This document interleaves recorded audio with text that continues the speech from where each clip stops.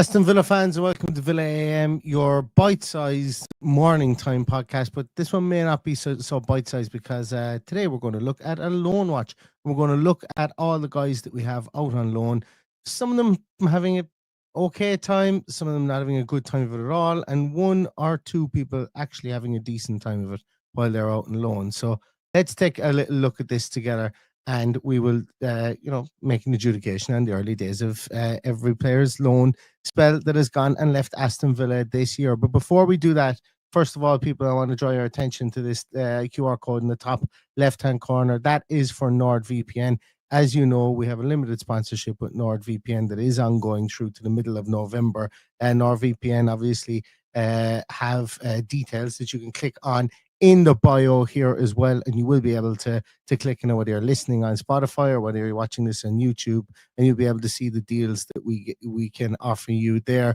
Obviously, having a VPN protects you from any outside interference, protects you from any unwanted malware or anything like that as well. And it's very easy to use by just clicking on NordVPN and then clicking on whichever server that you feel is best for you. So if this is something that you want, please go to the details in the biography here as well, and you'll be able to avail of any offers that NordVPN have also.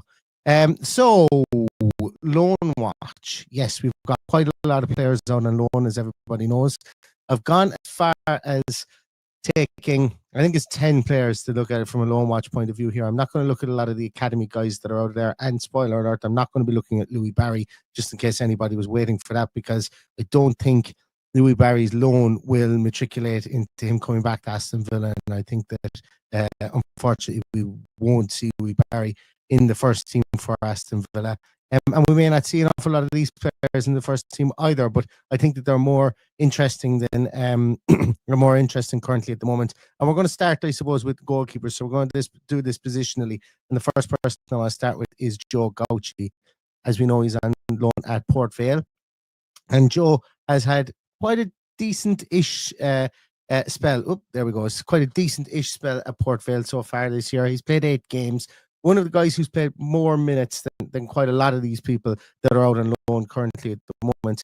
Played 720 minutes. He's conceded 7 goals in his time at Port Vale so far, but the breakdown of those being 5 of those being inside the box, 2 of those being outside the box, with 17 saves and a save percentage of 70.8 with 3 clean sheets. So Joe Gauci has had some good games so far this season. Northampton, the Northampton match report that I read was very, very glowing of Joe Gauci. He made quite a lot of saves in that game as well. Port Vale haven't had the greatest start to the season. I think it's 3 wins, 1 draw and 4 losses, I think, so far. But Joe Gauci has been getting game time, and as we know, that's what goalkeepers need. Goalkeepers need to play games, and he's definitely doing that at Port Vale, and we will see how he progresses, I suppose, as the season goes on. Now, we also have another person who's out on loan, and that's Oli Ziyech. Oli Ziyech is on loan in his native Poland, but he hasn't had an awful lot of game time. He's at Rakow something. I'm not going to try and pronounce that for fear of an international incident if I pronounce it incorrectly.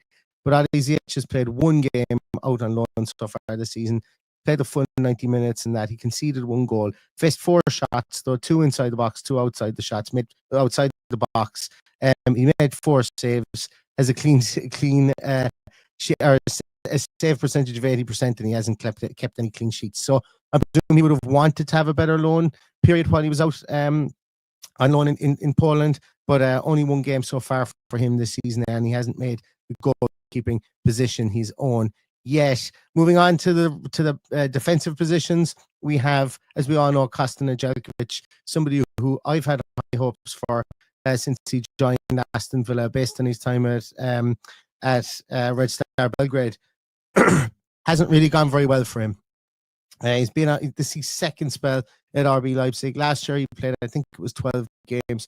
Looked like he was going to get a run at the end of the season. But this year, time has been something that he hasn't found on the field. He's only got 12 minutes to play over 2 games since he's been at Red Bull. There are 2 league games, should I say. He's no real great statistics to look at, other than he's had 2 pass attempts. So not been a great loan period for Kostan Nedeljkovic. We know that there was an obligation to buy or an agreed fee should RBC Leipzig want that. Last time they didn't take that up. They've taken him back on loan again. He's not getting that much game time, so he is somebody that I think that could come back to Aston Villa again. As I say, if he's not getting game time, he's not putting himself in the shop window. But just because he's not getting game time at Leipzig doesn't mean he can't come back in and find his place within the Aston Villa setup, or doesn't mean that he won't be loaned out again. He's a young player. He's still finding his feet in his career. And as I say, this loan period isn't going great for him. And another player that you could probably look at that I definitely had high hopes for, and I thought this guy was, because when you watched him in Kissing Pasa, he was absolutely brilliant. He's gone to Anderlecht on loan, Yashin Ozkan, and we know that they have a agreed fee to buy him for, I think it's 10 million euros. But I don't even think they're going to take up that, because he has played 2 games, 180 minutes, but it's for their Anderlecht Futures team in the Pro League B. So he hasn't got any time for the actual main senior team yet. He's played in their underage team, and he's played only 2 games for them with 180 minutes. And unfortunately, for the Pro League B, they don't do an awful lot of stats for those guys. So I can't actually show you up his stats. So not the greatest loan spell for Yashin Ozkan. I checked even to see what's been injured at any stage. No relative injuries to speak of for Yashin Ozkan. Just not getting game time at the senior club for Anderlecht. Currently only 2 games for their futures team, and that one for me is a head scratcher, because this guy seems to have all the talent in the world in the Turkish league. And I think it's fair to say that the Turkish league to the Belgian league should be a pretty commensurate step up, and I would like to know more as to why he isn't getting much game time there.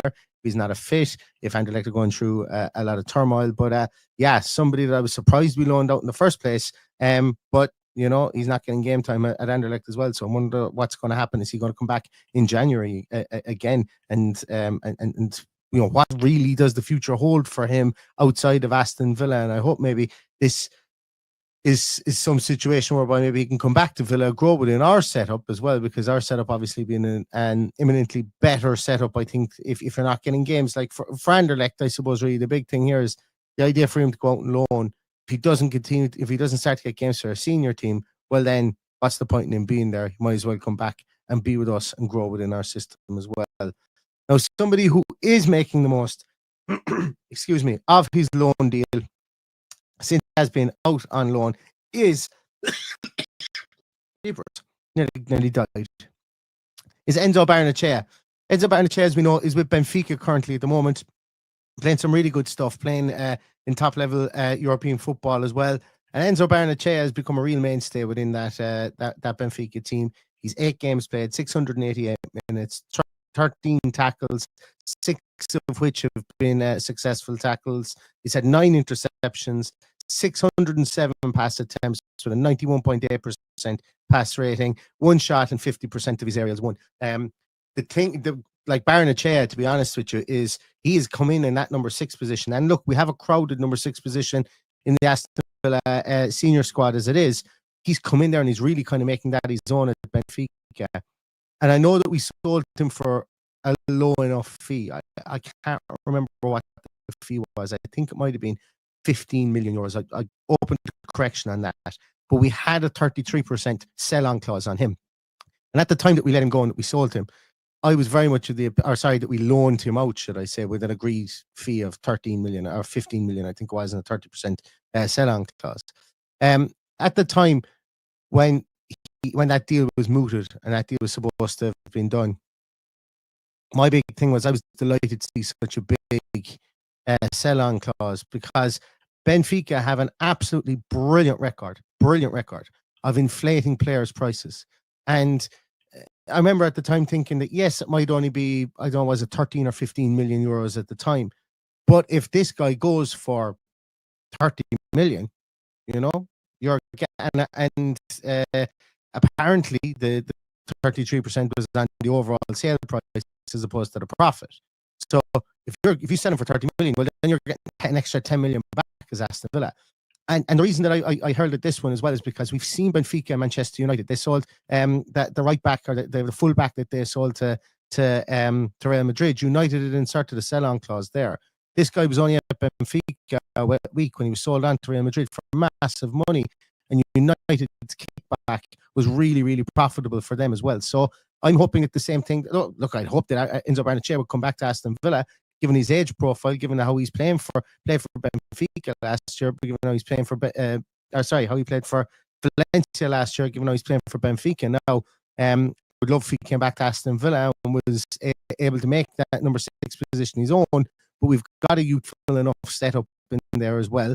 And for a player like this, getting a return on him, I think is something that the club has to do in this PSR, albeit we're looking at a player that's really breaking out and learning his craft as well, having a really, really good loan spell at Benfica is Enzo Barrenechea.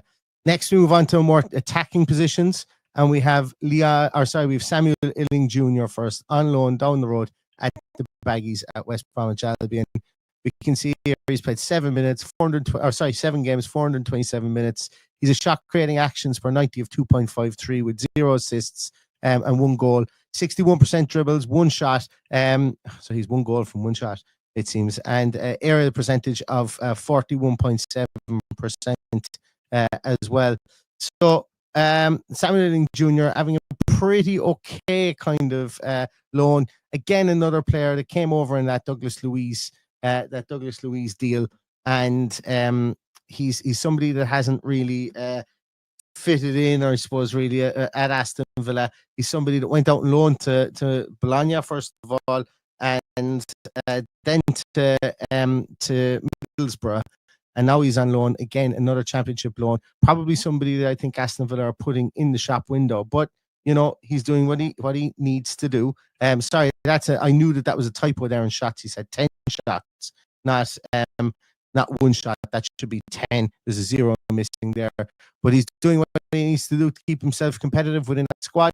West Brom, as we know, they don't have a whole pile of money or anything like that. So loaning him, I would imagine that over the coming weeks and months, he's going to solidify himself within that team and once again put himself in the shop window, because any money we can get back for somebody like Samuel Illing Jr. I think is beneficial for the club also.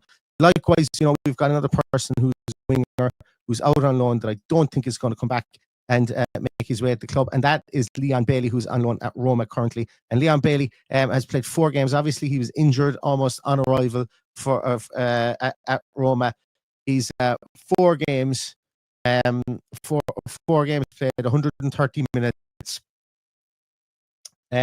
with shot creating actions per 90 of 3.46, 66% pass completion from 50 passes, no assists, no goals, dribbling of 61% from 13 dribbles and 2 shots. So really hasn't caught fire at all. Injuries obviously being one of those reasons, and he's going to have to battle to get himself into that Roman team on a full-time basis. They're playing okay football at the moment, Roma, but it's never a million miles away from turmoil, I think, at Roma when things don't start to go right. So Leon Bailey obviously on loan there. There is an obligation to buy, or there is an agreed fee, should I say. I don't know whether it's an obligation to buy somebody that Villa would want to get off the books and want to recoup money back on in the coming year. And I think a lot of these deals as well are done with those fees agreed, that if they progress, Villa have counted or have probably 2 sets of books. One, if all these players are purchased for those prices, which would make things an awful lot easier for us in the coming year. And then if they aren't, and we have to go back to the market with these guys as well. So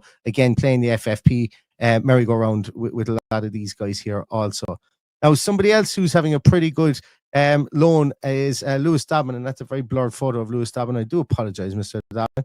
He's on loan up at Preston North End, having a pretty good loan there. He's played 9 games, 509 minutes.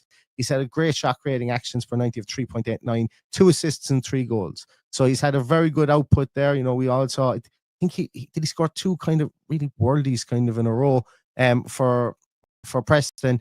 But he's getting minutes there. He's learning his craft again. Somebody I think the championship is his level, and somebody that I would imagine will get a move on the back of this loan.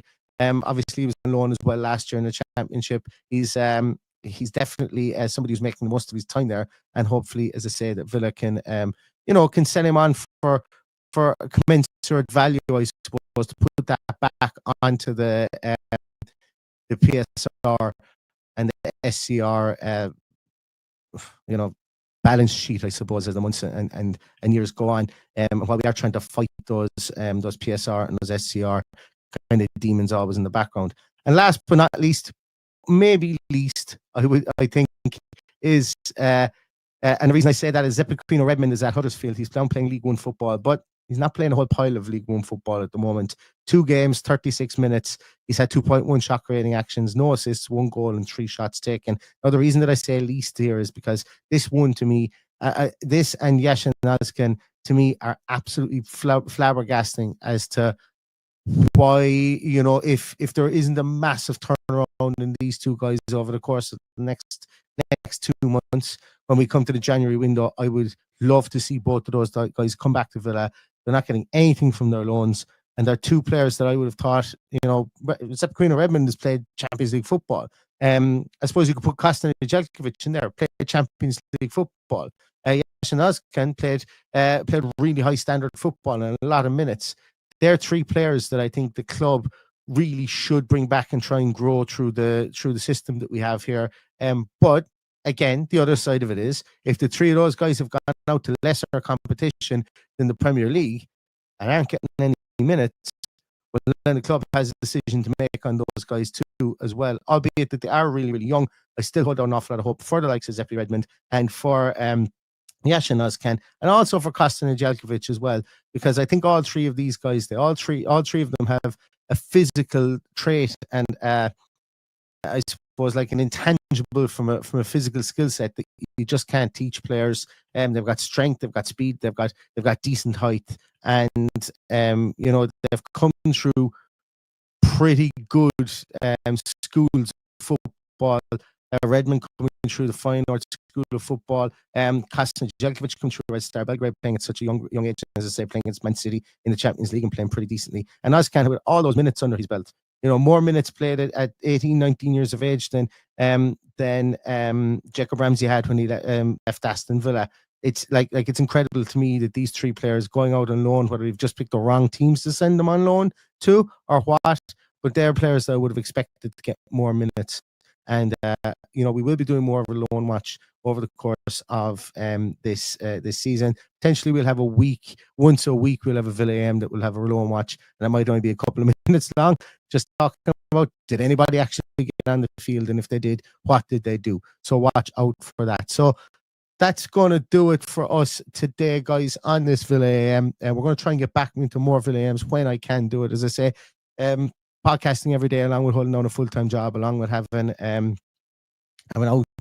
outside commitments and having a young family, can be tough going. But we will try our best to do it, because I like doing this stuff and I like trying to cover as much of the fringes of Aston Villa as I possibly can. And hopefully you'll come along with me and help me to do that as well. So that is your Villa AM for the 31st of October. Hopefully you all have a great Halloween. Stay safe, stay healthy, and all that's left to say.